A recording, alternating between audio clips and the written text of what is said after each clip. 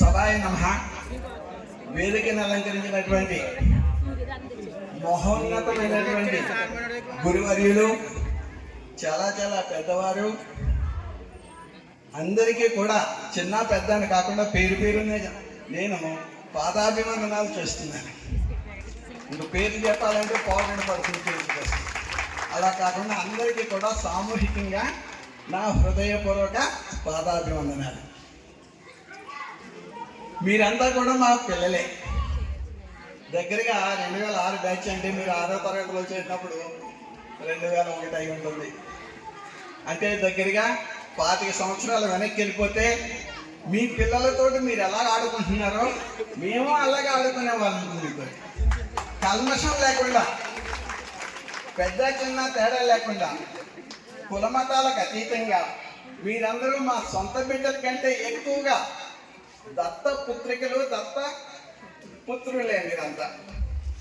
ఆ విధంగా మిమ్మల్ని ఉన్నత శిఖరాలకు చేర్చాలని, జీవితంలో మహోన్నతమైన స్థానాన్ని చేరాలని మిమ్మల్ని ఎన్నో తిట్టుంటాం, కొట్టుంటాం, ఏదో ఇబ్బంది పెట్టుకుంటాం, బాధ పెట్టుంటాం. అయినా సరే అవన్నీ కూడా మా విద్యుక్త దర్భంగా మిమ్మల్ని ఈ సమాజానికి ఉత్తమ పౌరులుగా తీర్చిదిద్దడానికి మేము పడినటువంటి ఆవేదనే కానీ కోపతాపాలు ఏమీ కాదు. నేడు కూడా మీరంతా మా పిల్లల్లానే కనిపిస్తున్నారు. మీరేం పెద్దోళ్ళు అయిపోయారని మీరు అనుకుంటారు. మేమే పెద్దోళ్ళు అవడం లేదు, మేము ముసలి వాళ్ళం ఏమీ అవడం లేదు. మిమ్మల్ని అందరినీ చూస్తే ఆ 25 సంవత్సరాల్లో ఏ విధంగా ఉన్నామో అదే విధంగా మీరు మాకు కనిపిస్తున్నారు, మేము మీకు అలాగే కనిపిస్తున్నాం. మనం అంతా సంతోషంగా జీవించడానికి అలవాటు చేసుకోవాలి. సంతోషమే మహాబలం. ఇదే గ్రౌండ్లో ఆడేవారు, పాడేవారు. మన నాగేశ్వరరావు గారు వచ్చారు, ప్రసన్న గారు వచ్చారు. వీళ్ళని చూడలేక మీకు ఉడుకు రక్తం లేసి వచ్చేస్తుంది. ఏం మాట్లాడిస్తారు, ఏం చేస్తారు అని. ఇంకా మా ఉపాధ్యాయుని చూస్తే ఏం ప్రశ్నలు వేస్తారు, ఏం జవాబులు చెప్పాలి అని అప్పుడు అదురు బెదురుతూ ఉండేవారు. నేడు ఆ పరిస్థితి లేదు. మనందరం కూడా నిర్మహమాటంగా, కల్మషం లేకుండా నమస్కారం గురువు గారు అని మీరు అంటున్నారు, చిరంజీవ సుఖీభవ అంటూ మేము మిమ్మల్ని అందరినీ కూడా ఆశీర్వదిస్తున్నాం. ఎప్పుడో గడిచిపోయినటువంటి 20 సంవత్సరాల కాలాన్ని నేడు మాట్ల మీ ఆత్మీయ సమ్మేళనం ద్వారా మనందరినీ కూడా ఇక్కడ సమావేశపెట్టారు. ఇది చాలా మహా అద్భుతమైనటువంటి సంఘటన. మరలా రాని రోజు సంక్రాంతి ప్రతి సంవత్సరం వస్తూనే ఉంటుంది, వెళ్తూనే ఉంటుంది. ప్రభలు వస్తూ ఉంటాయి, మందు కాల్పులు జరుగుతూ ఉంటాయి, అన్నీ జరుగుతాయి. కానీ మనం కలవడం అనేది, ఒక ఆత్మీయ సమ్మేళనం అనేది మహా అద్భుతమైన మా జీవితంలో, మీ జీవితంలో కూడా మార్పు రానటువంటి సంఘటన. ఇటువంటి రోజు మరలా రాదు. మరలా మీరంతా ఈ కార్యక్రమం పూర్చుకోవాలంటే చాలా శ్రమతో కూడింది. ఇప్పటికే మన నాయకులంతా కూడా ఈ కార్యక్రమాన్ని సక్రమంగా నిర్వర్తించడానికి అనేక రోజులు, రాత్రులు, పగలు రాత్రి అనకుండా కష్టపడితే ఇంత అందంగా, సుందరవనంగా, కాశ్మీర్ కన్నా అద్భుతంగా దీన్ని తీర్చిదిద్దారు. ఏదో ఆనందం పొందడానికి విహారయాత్రకి కాశ్మీర్కి కదా వెళ్ళవలసింది. మన యొక్క ఈ ఆత్మీయ సమ్మేళనానికి రావడమే మహా అద్భుతమైనటువంటి విహారయాత్ర. ఆనందదాయకమైనటువంటి ఈ సంఘటన చిన్న చిన్న పిల్లలు, పెద్ద పెద్ద వాళ్ళైనా మీరు చిన్నవారే, అది మనసులో పెట్టుకోండి. ఏం బాధపడద్దు. ఇది మన జీవనంలో ఒక చక్రం లాంటిది. రోజులు గడుస్తూ ఉంటాయి, సంవత్సరాలు గడుస్తూ ఉంటాయి. బాల్యం నుంచి యవ్వనంలోకి వస్తాం, యవ్వనంలో నుంచి ఇంకా వృద్ధాప్యంలోకి వస్తాం. ఈ రకంగా మార్పులు అనేవి సహజమైనవి. వీటిని చూసి భయపడకూడదు. మీరంతా కూడా ఎప్పుడు చిరునవ్వుతో జీవించాలి. మీరందరూ కూడా వివిధ స్థాయిల్లో ఉంటారు. కొంతమంది కలెక్టర్ స్థాయిలో ఉండొచ్చు, కొంతమంది చిన్న స్థాయిలో ఉండొచ్చు, చిన్న చిన్న వ్యాపారాలు చేసుకుంటూ ఉండొచ్చు, పెద్ద పెద్ద వ్యాపారాలు చేసుకుంటూ ఉండొచ్చు. వీటి భేదాలతోటి, తారతమ్యాలతోటి అసూయ చెందకండి.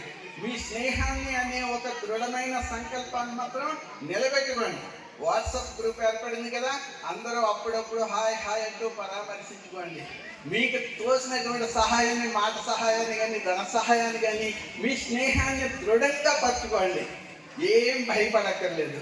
మనం చేయగలిగే సేవ ఈ విధంగా మానవ సేవ చేయవచ్చు. మానవ సేవ మాధవ సేవ అన్నారు. కాబట్టి మీరందరూ కల్మషం లేకుండా నిర్మోహమాటంగా, ఇదివరకు రోజులు ఎలా గడిచిపోయి ఎవరు ఎక్కడున్నారో తెలియదు, దూరాన ఉన్నారు, పొరుగురులో ఉన్నారు, పొరుగు దేశంలో ఉన్నారు, ఎన్నో కష్టాలు పడుతూ ఉండొచ్చు. కొంతమంది ఎంతో సుఖపడుతూ ఉండొచ్చు. అది మనకి భగవంతుడు రాసినటువంటి నుడికి రాత. అందుచేత అసంతృప్తి చెందకూడదు. వాడు బాగున్నాడు, మేము బాగలేదు అనుకోకూడదు. అందరూ ఆరోగ్యంగా ఉన్నారా లేదా అనేది ఆలోచించండి. ఆరోగ్యంగా ఉంటే మీకు మహాభాగ్యమే. ఆరోగ్యవంతుడే మహా బలశీలి అండ్ అదృష్టవంతుడు కూడాను. ఆరోగ్యవంతుడే మనకి మహాభాగ్యాన్ని కలగజేస్తుంది. చీకు చింతలేని వాడు బిచ్చగాడు కూడా సంతోషపడాలి. అంటే మనం అది లేదు ఇది లేదని అసూయ పడకూడదు, నీరసించకూడదు, ఈర్ష్యపడకూడదు. సంతోషంగా ఉండడానికి, ఆరోగ్యంగా ఉండడానికి జీవించండి. అలాగే తల్లిదండ్రులను కూడా చూడండి. మిమ్మల్ని అందరినీ కని పెంచినటువంటి మీకు ఎన్నో సేవలు చేస్తుంటారు. ఇప్పుడు మీ పిల్లలే చేస్తూ ఉంటారు. అలాగే మీ చిన్నప్పుడు మీ తల్లిదండ్రులు అలాగే చేస్తూ ఉంటారు. కాబట్టి వాళ్ళు శాదస్తంగా ఏదో అంటూ ఉంటారు. ఏమన్నా సరే పట్టించుకోవచ్చు. నాన్న బాగున్నావా, అమ్మ బాగున్నావా, భోజనం చేసావా అని ఒక్కొక్క మాట అడుగుతూ ఉండండి, పలకరిస్తూ ఉండండి. మీరు పెట్టినా పెట్టకపోయినా ఏం పర్వాలేదు. మీ పిలుపుతోటి వాళ్ళకి 100 ఏళ్ళ ఆయుష్షు నిండుతుంది. అంతవరకు నాకు నమ్మకం ఉంది. కాబట్టి మీరు మనోధైర్యంగా తల్లిదండ్రులు మాత్రం తప్పనిసరిగా ఆశీస్సులు పొందుతూ ఉండండి. వాటిని మీ దరి చేర్చుకుని సుఖ సంతోషాలతో ఉండేటట్టుగా చూడండి. మరి ఈ విధంగా చెప్పుకుంటూ పోతే చాలా వస్తూ ఉంటుంది. ఈ ప్రపంచం అంతా మన జీవన గమనం ఇది ఒక బండి చక్రంలా తిరుగుతూ ఉంటుంది. కష్టాలు వస్తూ ఉంటాయి, పోతూ ఉంటాయి. అలాగే సంపద వస్తూ ఉంటుంది, పోతూ ఉంటుంది. ఏమున్నా ఏమి లేకపోయినా ఉన్న దానితో తృప్తి చెందడం మీకు మహాభాగ్యం. మీరు ఎన్నో కష్టాలు పడి ఈ సమావేశం ఏర్పరిచారు. మా ఉపాధ్యాయ బృందం కూడా దూరాల నుంచి వచ్చారు. ఎందుచేత మీ మీద ఉన్నటువంటి ఆప్యాయత, అనురాగం. మీరు మా సొంత బిడ్డలు. మీరు పిలిస్తే రాకుండా మేము ఎలా ఉండగలం? మీ సంతోషమే మా మహాభాగ్యం. కాబట్టి మా యొక్క ఆశీస్సులు అన్నీ కూడా మీకు ఎల్లవేళలో ఉంటాయి. మీకు ఏదైనా కష్టం వచ్చినా, సుఖం వచ్చినా మాతో మాట్లాడవచ్చు. ఏదో విధంగా మాకు తగిన సహాయం మేము చేయగలం అని నేను హృదయపూర్వకంగా మీకు సభాముఖంగా తెలియజేస్తున్నాను. అందరూ కూడా చిరంజీవులు, మా మనవాళ్ళు అందరూ వచ్చారు. పిల్లలు కూడా బాగా అద్భుతంగా డ్యాన్స్ చేశారు. వాళ్ళకి ప్రత్యేక అభినందనలు. మీకన్నా మీ పిల్లలు బాగున్నారనిపించారు. కాబట్టి ఈ విధంగా మరి అవకాశం కలిగించినటువంటి మన విద్యార్థుల యొక్క నాయకులకి, మరి అతిథులుగా విచ్చేసినటువంటి తోటి విద్యార్థులకి, అలాగే ఆహ్వానితులకు వచ్చినటువంటి గురుతుల్యులైనటువంటి ఉపాధ్యాయ బృందానికి అందరికీ కూడా నా మనస్పూర్వక నమస్కారాలు తెలియజేస్తూ, అందరికీ కూడా ఆరోగ్య ఐశ్వర్య సిరి సంపదలు కలగాలని హృదయపూర్వకంగా కోరుకుంటూ, ఆ భగవంతుని కూడా హృదయపూర్వకంగా ప్రార్థన చేస్తూ నేను సెలవు చేసుకుంటున్నాను. జై హింద్.